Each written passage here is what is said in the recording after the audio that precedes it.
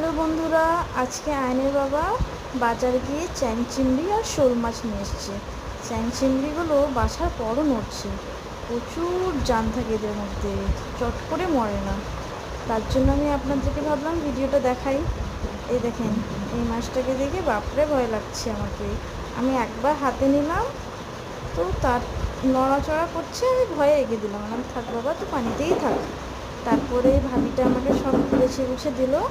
আমি নুন হলুদ দিয়ে ভেজে নিলাম।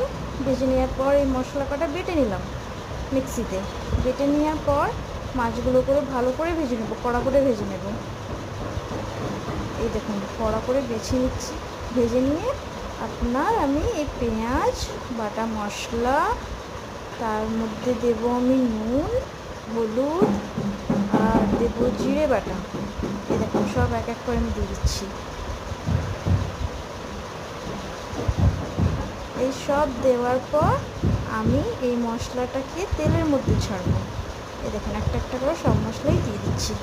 গোটা পেঁয়াজ দিয়ে দিলাম, আর আমি একটু তেঁতুলও দিয়েছি। এর মধ্যে সব কটা মশলা কটা ভেজে নিচ্ছি, তেল ছেড়ে দিবে, তার মধ্যে আমি মাছ কটা দিয়ে দেবো।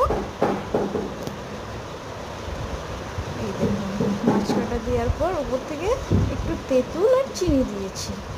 হেভি রান্না হয়েছে এই মাছটা, খেতে যা সুস্বাদু লাগছে। আপনারাও বাড়িতে রান্না করুন আর ট্রাই করুন।